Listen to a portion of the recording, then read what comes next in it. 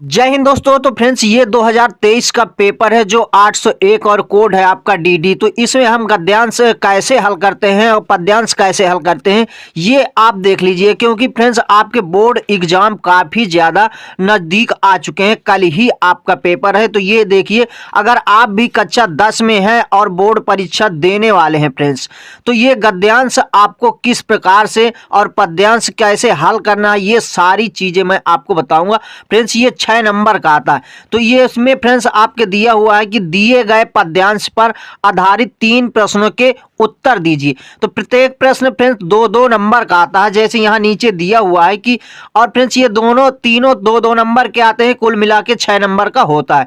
तो फ्रेंड्स पहला प्रश्न आपका दिया है कि उपर्युक्त पद्यांश का संदर्भ लिखिए, और दूसरे में दिया हुआ है कि रेखांकित अंश की व्याख्या कीजिए, और तीसरे में फ्रेंड्स दिया हुआ कि प्रस्तुत पद्यांश में किसे भागशाली बताया गया है। तीनों क्वेश्चन आपके 2-2 नंबर के हैं, कुल मिला के आपका 6 नंबर का होता है। यहाँ पे दिया गया है कि दिए गए पद्यांश पर आधारित 3 प्रश्नों के उत्तर दीजिए। तो ये तीनों प्रश्न हैं आपके 6 नंबर के। तो आपको कैसे पद्यांश हल करना है ये मैं बताऊंगा। अभी कॉपी में आपके नीचे ये बोर्ड एग्जाम की कॉपी है फ्रेंड्स, इसमें कैसे लिखना है और किस प्रकार से आपको पद हल करना है ये भी बताऊंगा। तो सबसे पहले आप पद को पढ़ लेंगे कैसे लिखा हुआ है, इसको आपको पहले पूरा समझ लेना है कि कैसे लिखा है। उसके बाद देख लेना है कि क्वेश्चन पूछ क्या रहा है। तो इसमें आपका पूछ रहा है कि उपर्युक्त पद का संदर्भ लिखिए, और दूसरे में दिया है रेखांकित अंश की व्याख्या कीजिए।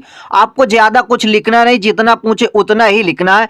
प्रस्तुत पद में किसे भागशाली बताया गया है। तो आप जैसे ही पद को पढ़ेंगे तो समझ में आ जाएगा कि क्या करना है। तो आपको ये का नंबर में दिया हुआ कि धूर भरे अति शोभत श्यामजू तैसी बनी सिर सुंदर चोटी, खेलत खात फिरत अंगना पग पै जनी बाजत पीर कचोटी, वा छवि को रस खान बिलोकत वारत काम कला निज कोटी, काग के भाग बड़े सजनी हरी हाथ से ले गौ माखन रोटी। तो फ्रेंड्स ये पद आपको पहले पढ़ लेना है, और सबसे पहले आपको क्वेश्चन समझ लेना कि कह क्या रहा है। दिए गए पद्यांश पर आधारित 3 प्रश्नों के उत्तर देना है। सबसे पहले आपको जो पद्यांश हल करना है फ्रेंड्स, जो अंडरलाइन दिया हुआ है इतने की ही व्याख्या आपको करना है फ्रेंड्स। पूरे पद की व्याख्या आपको नहीं करना है। तो जो अंडरलाइन दिया हुआ है इतने की ही व्याख्या आपको कर देना है, क्योंकि आपको समय नष्ट नहीं करना है और बहुत सारे प्रश्न हल करने होते हैं। तो चलिए देखते हैं कि आपको किस प्रकार से हल करना है। तो मैंने यहाँ कुछ इस प्रकार लिख रखा है जिसे आप देख सकते हैं। ये आपको क्या डाल देना है फ्रेंड्स, सबसे पहले डाल देना है खंड व, और वर्णात्मक प्रश्न है तो यहाँ साइड में लिख देंगे, थोड़ा सा समझ में आ जाए एग्जामिनर के आप लिखे क्या है। इसके बाद आपको डाल देना प्रश्न उत्तर संख्या 22 में 21 में जिसमें भी आता है वो यहाँ बॉक्स में डाल देंगे। इस प्रकार फ्रेंड्स लिखेंगे हम। संदर्भ हेडिंग डाल देंगे, संदर्भ में लिख देना कि प्रस्तुत पद रसखान कवि द्वारा रचित सुजान रसखान से हमारी पाठ्य पुस्तक हिंदी के काव्य खंड में संकलित सवैया शीर्षक से अवतरित है। इतना आपको लिख देना है, या पद हो या गद्य हो, ये आपका संदर्भ इतना ही रहता है। सिर्फ इधर पद जो लिखा हुआ है वहाँ गद्य हो जाता है। पद्यांश और गद्यांश का अंतर होता है। इसके बाद आपको कर देना रेखांकित अंश की व्याख्या, मोटी हेडिंग से आपको ब्लैक पेन से लिख देना। तो फ्रेंड्स यहाँ पर क्वेश्चन आया हुआ था कि रेखांकित अंश की व्याख्या कीजिए, इतना ही क्वेश्चन है। तो आपको क्या करना है कि कैसे किस प्रकार से हल करना ये मैं आपको बताता हूं। तो फ्रेंड्स ये क्या दिया हुआ है आपकी, धूर भरे अति शोभत श्यामजू तैसी बनी सिर सुंदर चोटी। तो फ्रेंड्स यहाँ पर ये लिख दिया मैंने कि प्रस्तुत पद्यांश में श्री कृष्ण के बाल सौंदर्य का वर्णन किया गया है, यानी मतलब उनकी जो बाल छवि है उसका वर्णन यहाँ किया गया है। इस सवैया में कवि रसखान जी कहते हैं कि श्री कृष्ण धूल से भरे हुए अत्यंत सुशोभित हो रहे हैं। तो फ्रेंड्स और उनके सिर पर सुंदर चोटी बनी हुई है, वे अपने घर के आंगन में खेलते और खाते हुए घूम रहे हैं। उनके पैरों में पायल बज रही थी और वैसी पीली लंगोटी पहने हुए थे। ये आपको रेखांकित अंश की फ्रेंड्स व्याख्या हो गई।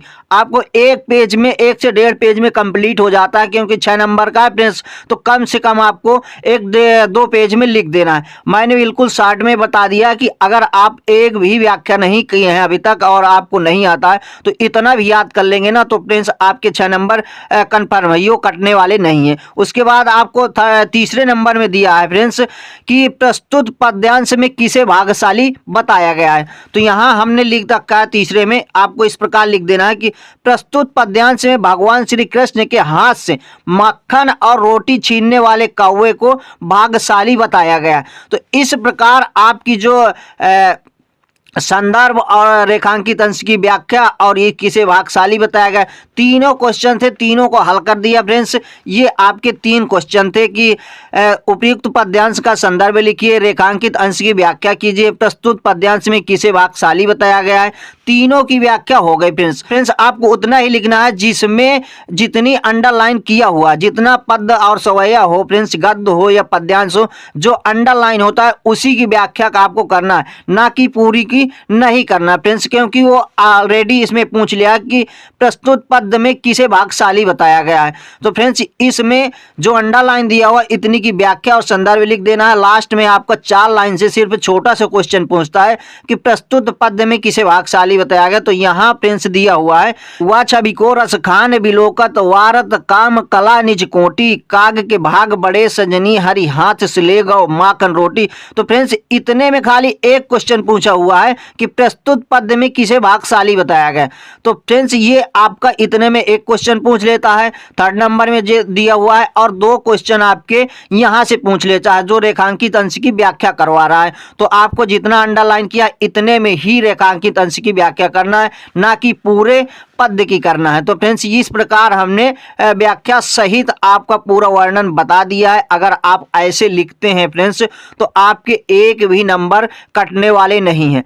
अब मिलते हैं नेक्स्ट टॉपिक के साथ नेक्स्ट वीडियो में, तब तक के लिए जय हिंद, वंदे मातरम।